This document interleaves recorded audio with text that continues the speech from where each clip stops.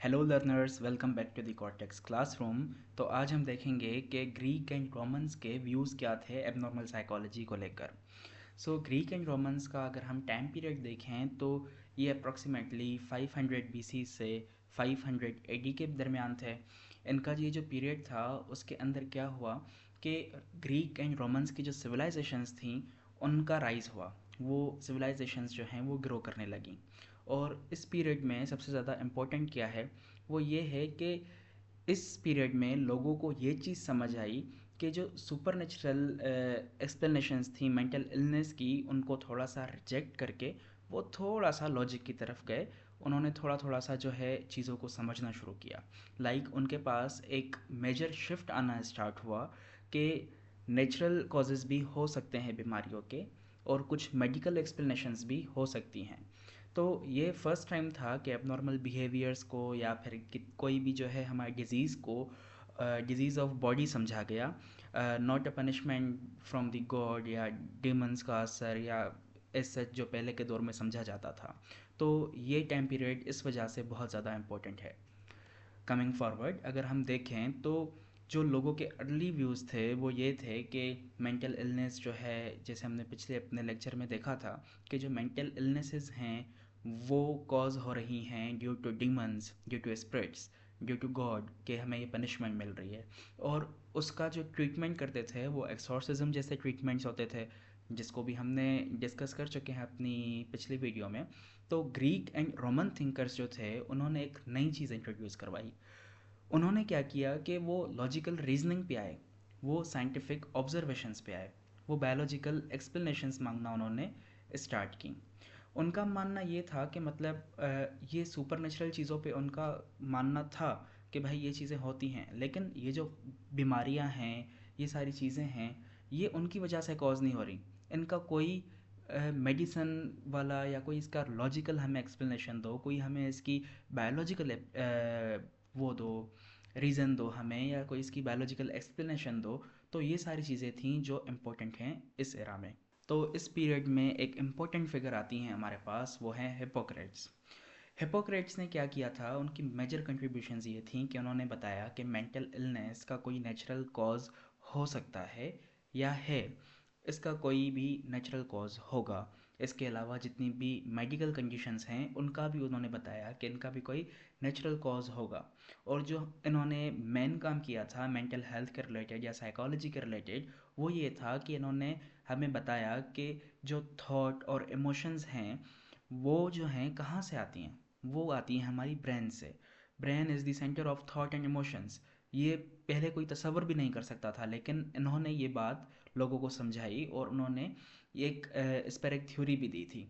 तो abnormal behaviours को medical disease करार इन्हीं के टाइम में दिया गया था। और ये जो आइडियाज़ थे ना, ये आइडियाज़ बहुत रेवोल्यूशनरी आइडियाज़ थे कि मेंटल डिसऑर्डर्स को एक हिसाब से समझा गया कि ये मेडिकल डिजीज़ है, ये कोई डेमन्स का असर नहीं है, ये कोई पनिशमेंट नहीं है। तो इस वजह से ये टाइम पीरियड बहुत ज़्यादा इंपॉर्टेंट है और ये फिगर बहुत ज़्यादा इंपॉर्टेंट है। तो अभी हम डिस्कस करते हैं हिपोक्रेट्स की theory, the four humours theory. तो हिपोक्रेट्स का बेसिकली ये मानना था कि हमारी जो बॉडी है उसके अंदर चार तरीके के फ्लूइड्स होते हैं। ये फ्लूइड्स कौन से होते हैं? Blood, yellow bile, black bile और इसके अलावा फ्लेजम।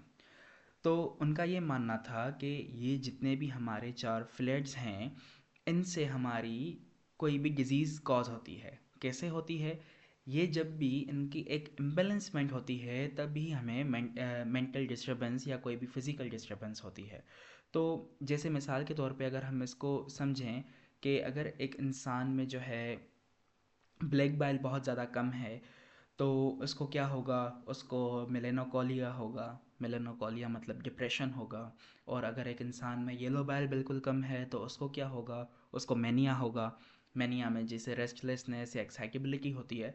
तो हिपोक्रेट्स की ये थ्योरी थी जो उस वक्त वाइडली एक्सेप्टेड थी, और इस थ्योरी ने फाउंडेशन रखी थी मेडिसिन की। और ये फाउंडेशन जो है थ्रू आउट द सेंचुरीज चली है। तो ये एक बहुत ही रेवोल्यूशनरी आइडियाज़ थे हिपोक्रेट्स के, जिन आइडियाज़ ने हेल्प की मेंटल हेल्थ को, डिजीज़ को या मेडिसन को आगे बढ़ने में। तो अब हम ट्रीटमेंट्स को डिस्कस करते हैं ग्रीक पीरियड के। ग्रीक पीरियड में बेसिकली क्या था कि मेंटल इलनेस को फिज़िकल इलनेस से अलग नहीं समझा जाता था। मतलब कि जितनी भी हमारी मेंटल इलनेसेस थी उस टाइम में, उनको समझा जाता था कि ये फिज़िकल इलनेस है।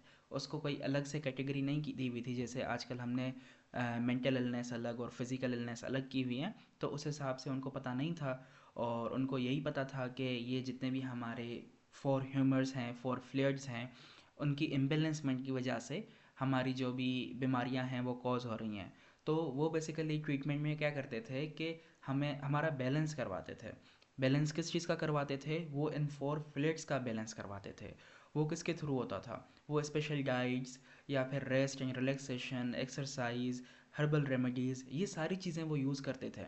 ये सारी चीज़ें यूज़ करते थे कि हमारे जो अंदर इन ह्यूमन बॉडी के अंदर जो फोर फ्लेट्स हैं, ब्लैक बाइल, येलो बाइल, फ्लेजम, ये सारे जो हैं रीस्टोर हो जाएं, ये अपने एक बैलेंस पर आ जाएं। क्योंकि उनका सबका मानना ये था कि इनकी इम्बेलेंसमेंट की वजह से हमारे अंदर इलनेस है, तो इनको जब हम बैलेंस करेंगे तो हमारी इलनेस जो है वो ख़त्म हो जाएगी। तो कमिंग फॉरवर्ड इसमें हम देखते हैं कि प्लाटो की बहुत ज़्यादा कंट्रीब्यूशंस हैं। प्लाटो की अगर हम देखें कंट्रीब्यूशंस को, तो इनकी कंट्रीब्यूशंस तकरीबन हर डिसिप्लिन में ही मिलती हैं हमें। तो प्लाटो का ये मानना था कि जितने भी हमारे मेंटल डिसऑर्डर्स हैं, उनका जो है असर कोई भी, मतलब कि सोशल भी हो सकता है, उनका कोई इन्वायरमेंटल भी फैक्टर हो सकता है। मतलब ज़रूरी नहीं है कि उनका जो है वो फोर फ्लेड्स में ही चले, या कोई डीमंस का हो। तो इन सारे आइडियाज़ को रिजेक्ट करके अपना एक आइडिया दिया था प्लेटो ने ये बोला था कि कोई भी हमारी जो मेंटल डिसऑर्डर्स हैं वो किसी भी सोशल या एनवायरमेंटल फैक्टर्स से भी कॉज हो सकती हैं। तो ये एक जो है ना अच्छा आइडिया था। इसी तरीके से ही हमारे आइडियाज़ जो है ना वो इवॉल्व हो गए थे। तो उन्होंने ये इसको सपोर्ट किया था कि जो है एक अच्छा ट्रीटमेंट होना चाहिए, क्योंकि पिछले दौर में जो देखे गए ट्रीटमेंट्स के लोगों को पेड़ों से बांधना, मारना, तो ये सारी चीज़ों को डिनाई करके, और जो है इस दौर में भी जब ये फोर फ्लेग वाला दौर था, इसके अंदर भी कुछ ट्रीटमेंट्स ऐसे थे जो कि थोड़े अजियतनाक थे, तो उनको भी इन्होंने थोड़ा सा रिजेक्ट किया था। कमिंग फॉरवर्ड एरिस्टोटल की भी कंट्रीब्यूशंस को अगर हम देखें, तो उनका ये मानना था कि हमारे जितने भी इमोशंस हैं वो कनेक्टेड हैं हमारी फिज़िकल स्टेट्स के साथ। अगर हम इसको सिंप्लीफाई करके देखें, तो एरिस्टोटल ने बायोलॉजिकल व्यू तो सपोर्ट किया था कि बायोलॉजिकल रीजंस जो दिए हिपोक्रेट्स ने, उनके साथ उन्होंने एग्री किया। लेकिन उन्होंने एक चीज़ और ऐड की कि जितने भी हमारी इमोशंस हैं वो हमारी फ़िज़िकल स्टेट्स के साथ लिंक कर रहे होते हैं। मतलब जैसे ही हमारी फ़िज़िकल स्टेट होगी, वैसी ही हमारी मेंटल स्टेट होगी। तो इन्होंने इस चीज़ का जो है वो इस चीज़ को सपोर्ट किया था, और बायोलॉजिकल एक्सप्लेनेशन जितनी भी उस टाइम में थी उनको एक्सेप्ट किया। इसके साथ साथ उन्होंने इनक्रेज किया कि भाई हमें और ज़्यादा ऑब्जर्वेशंस और लॉजिक की तरफ जाना चाहिए, और हमें और ज़्यादा अच्छे से इन चीज़ों को समझना चाहिए। तो कमिंग फॉरवर्ड अगर हम रोमन्स के कंट्रीब्यूशन को देखें, तो रोमन्स ने बेसिकली जितने भी ग्रीक के आइडियाज़ थे उनको अडॉप्ट किया था। मतलब कि ग्रीक के जितने भी मेडिकल आइडियाज़ थे उनको अडॉप्ट करके उनको एक्सपेंड किया था। तो गैलन हमारे पास एक इम्पोर्टेंट फिगर आती हैं जिन्होंने काम किया था मेडिकल पर, और इनके काफ़ी ज़्यादा काम हैं दूसरी फील्ड्स में। लेकिन इन्होंने वही जो फोर फ्लेयर्स वाली थ्योरी थी उसको सपोर्ट करके उसको इमोशनल प्रॉब्लम्स के साथ भी लिंक किया था। और इनके जितने भी आइडियाज़ थे वो ओवर 100 या मे बी 1000 ईयर्स तक जो है ना वो उनका साथ दिया है उसने। मतलब कि जितने भी इनके आइडियाज़ थे वो 1000 साल तक चले। और रोमन्स को अगर हम देखें तो उन्होंने हॉस्पिटल्स भी बहुत ज़्यादा बनाई थी, और इसके अलावा उन्होंने पब्लिक हेल्थ सिस्टम्स जितने भी हैं उनको इम्प्रूव किया था। और उन्होंने जो है प्रमोट किया था मेडिकल ऑब्जर्वेशन को, कि भाई और ज़्यादा हमें ऑब्ज़र्व करना चाहिए, और ज़्यादा हमें सीखना चाहिए। और हेल्थ पे बेसिकली रोमन्स का जो वो था, एक इन्फ्लुएंस था, या एक कम समझ सकते हैं इंटरेस्ट था, वो बहुत ज़्यादा था कि हेल्थ पे काम करना है, पब्लिक हेल्थ सिस्टम्स को डेवलप करना है। तो अगर हम अभी अपने लेक्चर को समराइज़ करें, तो इस टाइम पीरियड में मेंटल इलनेस को देखा गया एज अ फिज़िकल डिजीज़। क्योंकि पिछले टाइम पीरियड में जैसे हमने देखा कि डीमंस का समझा जा रहा था, तो इसमें एटलीस्ट इतना सा चेंज आ गया कि फ़िज़िकल डिजीज़ समझा गया। तो ये एक बहुत ही ज़्यादा मेजर चेंज था। इसके अलावा ब्रेन को समझा गया कि ये सेंटर ऑफ बिहेवियर है, सेंटर ऑफ इमोशंस है।